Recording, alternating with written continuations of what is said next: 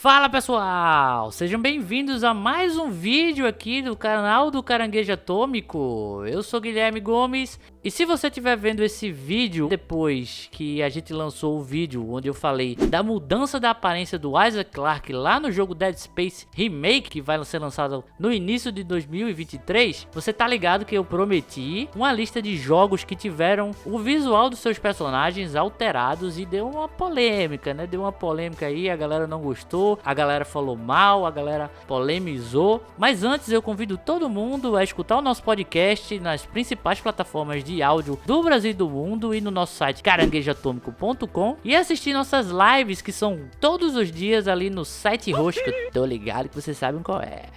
Vamos falar um pouco sobre outros casos, né? Outros casos onde a aparência dos personagens irritaram a comunidade ou então pelo menos surpreenderam as pessoas por esses personagens terem a aparência trocada. Mexeram um pouco com o coração dos fãs. Então vamos lá. Primeiro que eu trago aqui pra vocês é o nosso querido cabeça de teia, cara. O Peter Parker, maravilhoso Homem-Aranha em Homem-Aranha Marvel Spider-Man, né? Foi o nome dado ao jogo. Inclusive eu acho estranhíssimo o fato de, na versão dublada do game, eles falarem Spider-Man e não falarem Homem-Aranha. Cara, qual é o problema de falar Homem-Aranha? Isso é algo que eu não entendo até hoje. Mas enfim, essa versão do Homem-Aranha trouxe um Peter Parker um pouco mais maduro, né? Não é o Peter Parker que a gente tá vendo hoje em dia nos cinemas, que é um garoto de escola e tudo mais. Outras versões de jogos trouxe o Peter da escola, tipo Ultimate Spider-Man e tal. Muitos dos jogos do Homem-Aranha adaptam os filmes, então também é uma versão um pouco mais velha. E aqui não, aqui a gente tem uma história que é original para esse personagem de um Peter maduro, trabalhando ali com o Professor Octopus. E ele tem uma aparência, inclusive, um pouco mais madura mesmo, beirando ali, sei lá, seus 25, 26, eu posso arriscar, não sei exatamente a idade do Peter aí, mas que teve sua aparência alterada na versão de Play 5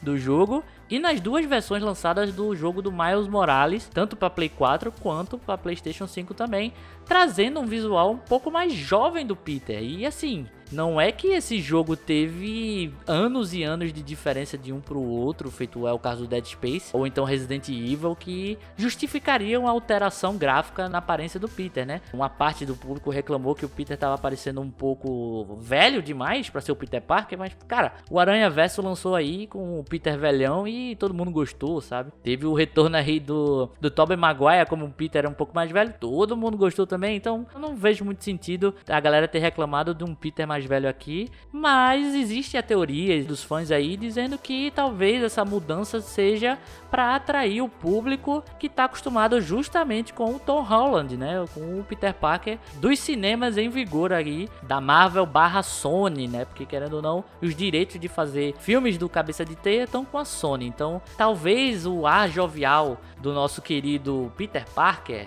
dos cinemas tenha influenciado nessa mudança de visual que particularmente eu acho bizarro terem alterado em tão pouco tempo. E não foi uma atualização, é basicamente outra pessoa. É uma alteração aí que a galera ficou meio sem entender por que aconteceu.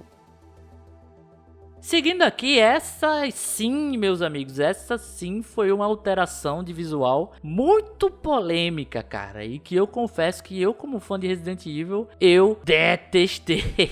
Eu detestei. A Capcom trouxe nessa nova geração aí, no PlayStation 4, no Xbox One e nos PCs também, trouxe uma nova engine e que fazia uma coisa muito interessante. Interessante e não original, porque algumas empresas já faziam isso há algum tempo já, e não é novidade, mas é algo muito bacana. Coisa que aconteceu também com Devil May Cry, que é pegar modelos para poder fazer a inspiração do visual dos personagens, né? Teve aí no Resident Evil 7, teve isso, no Resident Evil 2 e 3 Remake teve, no Resident Evil Village, né, o 8 também teve, mas até aí tudo bem, cara, você revolucionava, pegar pessoas da vida real para poder fazer o visual, massa, eu acho isso inclusive muito divertido, muito bacana, você ter esse trabalho de realismo nos jogos. Porém, quando você tem um personagem tão carismático e tão ícone da série como Chris Redfield, que tinha aí sua aparência alterada ao longo do tempo pela evolução gráfica mesmo, pelo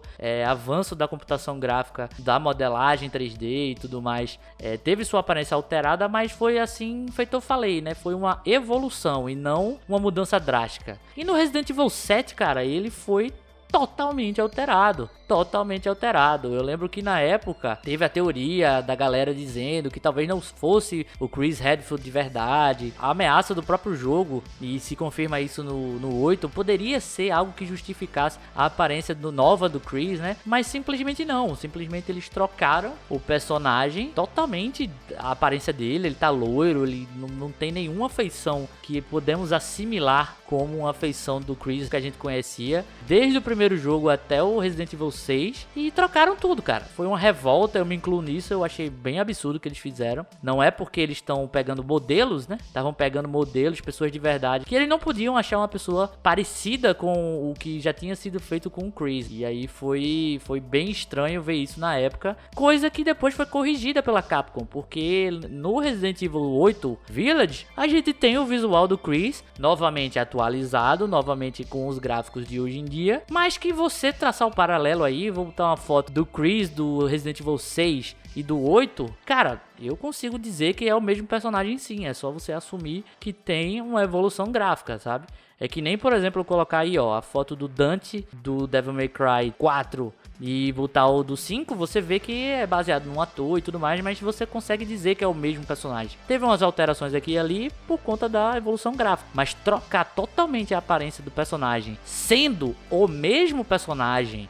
E assim, Resident Evil 7 não é um reboot total da série, é um soft reboot, é a apresentação de uma nova mecânica, é a apresentação de novos personagens, novo arco narrativo ali, mas ainda é parte daquele cânone do Resident Evil que a gente acompanha desde os anos 90. Então alterar tudo ali foi uma sacanagem que eu achei, que a Capcom corrigiu depois.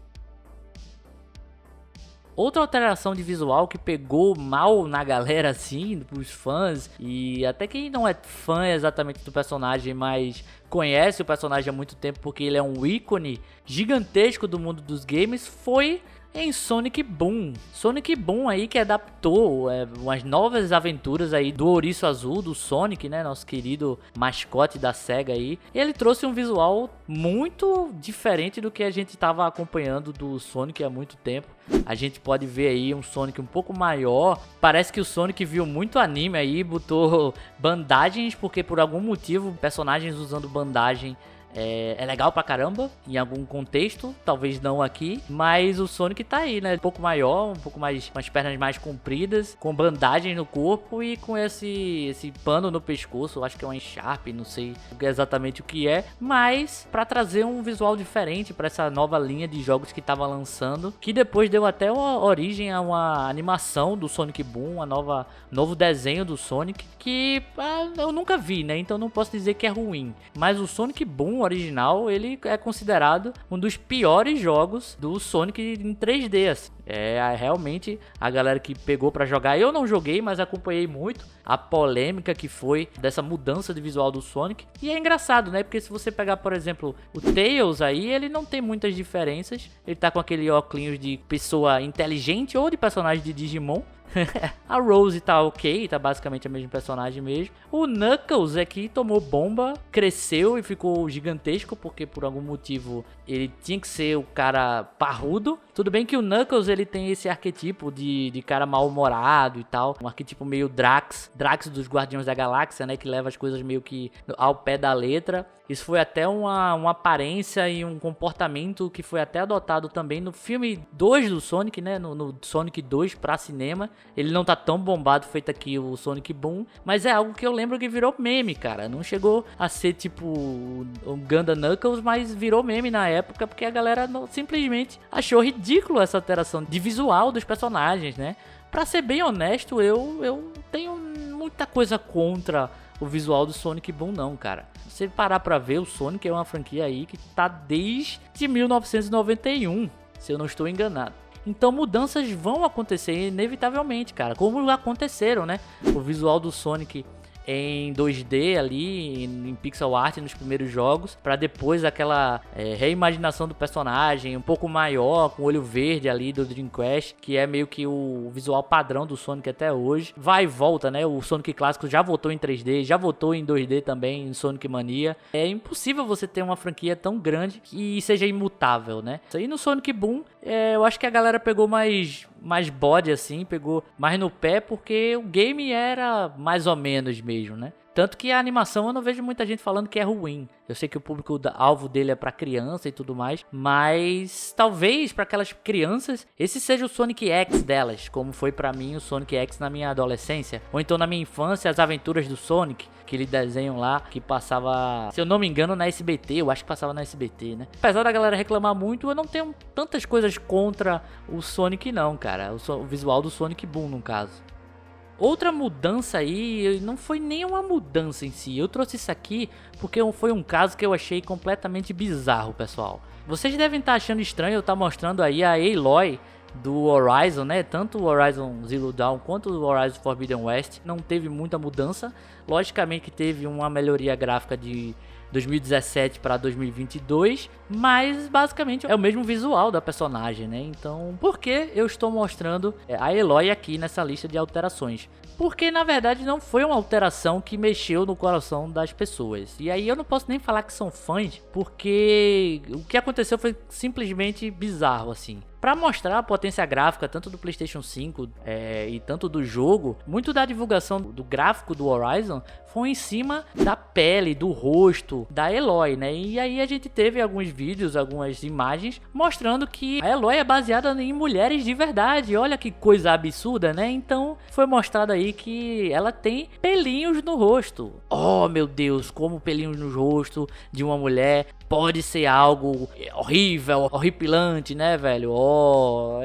Eu tô sendo irônico aqui, né, pessoal? Porque foi exatamente isso que rolou. Teve pessoas dizendo que a Aloy tava com barba, que a Aloy tava com o rosto arredondado demais, que a Aloy não podia ter esses pelinhos no rosto. Cara, pessoas de verdade têm pelos no rosto, e não digo nem homens que têm barba, mulheres mesmo, e eu não digo nem as pessoas que têm um pouco mais de pelo mesmo no rosto, assim, mais escuro, né, mas eu digo pessoas normais, elas têm pelo no... Se você não tem, é porque aconteceu de você não ter, mas as pessoas reais, no mundo real, a maioria tem pelos. Aí foi uma oportunidade de mostrar a evolução gráfica da indústria dos games, e que a galera pegou e começou a falar besteira, cara, porque realmente, se você reclama que a personagem está realista em um jogo onde o visual é fantasioso, é mágico por conta da ficção científica, mas que também tem o pé no realismo ali dos personagens, da aparência dos personagens em si, não é que nem o Breath of the Wild, que é todo cartunesco, cara, me desculpa, mas você tá reclamando